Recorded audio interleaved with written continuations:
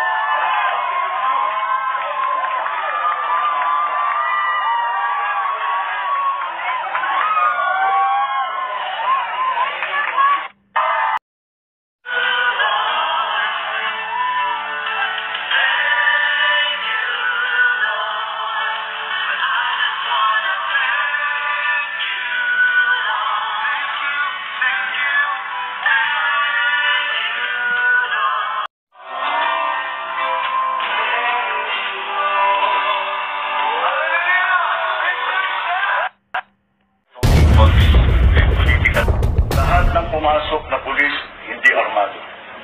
Walang baril, kahit isa. Hindi kami gumamit ng tear gas. Wala kaming ginawang ganun. So anong human rights violation? We're talking about this political na yan. Hindi nagtuturo yan. You go to any human rights advocate, there's nothing that we did. Kahit isa. Hindi kami gumamit ng tear gas. Wala kaming ginawang ganun. So anong human rights violation?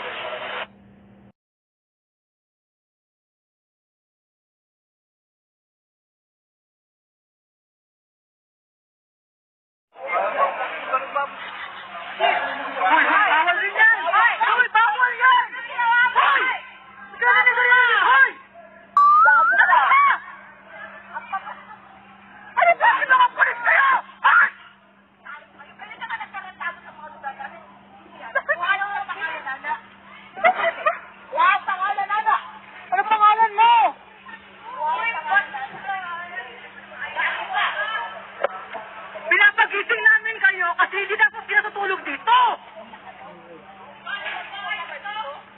Ano ba kayo?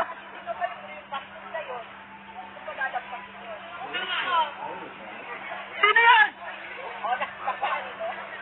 Good. Doon ka lang. 24 hours na kami.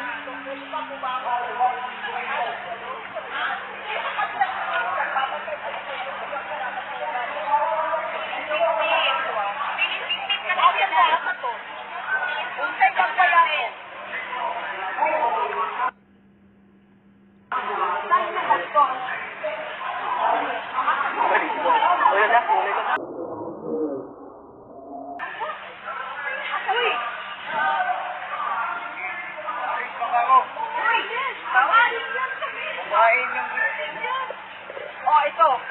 Kita-kita niyo sa camera. Pinapansin na yung lugar namin.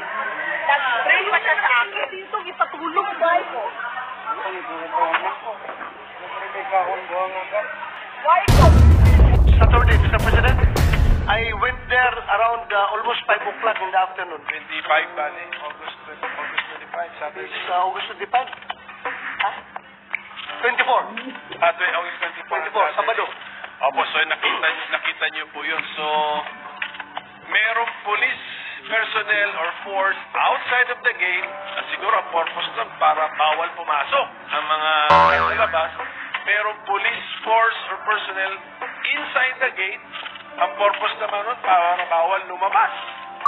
Their reason, Mr. President, for not vacating the area was that meron pa daw silang namumonitor na heartbeat sa ilalim ng lupa, underground. And that could possibly be the heartbeat of Pastor Apollo Kibuloy. And that is the reason why they encamped inside the QGC compound. Because they presume that their service of warrant of arrest is still ongoing. And it was explained properly by the lawyer, Attorney Torion, but still to no avail, Mr. President.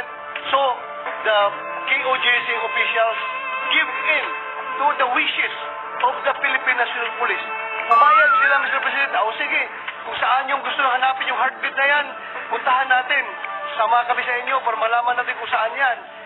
Kung saan yung kakalkalin yung mga lupa, gigibain ninyo yung mga structures para mahanap nyo yung heartbeat na yan. Pumayag na lang yung walang mawawak na mga QJC. Dahil gusto na matapos na, Mr. President. But and yet, kung matapos ang lahat, balik-balik na, ayaw pa rin umulit sa ating kapulisan noon. Ayaw nilang i-abandon yung pag-serve ng arrest warrant because sabi nila may indicator sila na may heartbeat. Yes, But what is that machine which tells them that there is a heartbeat? Where is it located, Mr. President? well, it should be explained. Yeah. Paano naging kapani-paniwala na kung saan yung makina at saan daw how many meters away yung heartbeat na natidetect ng makina? I don't think you can claim that you have found the person because you have found the heartbeat.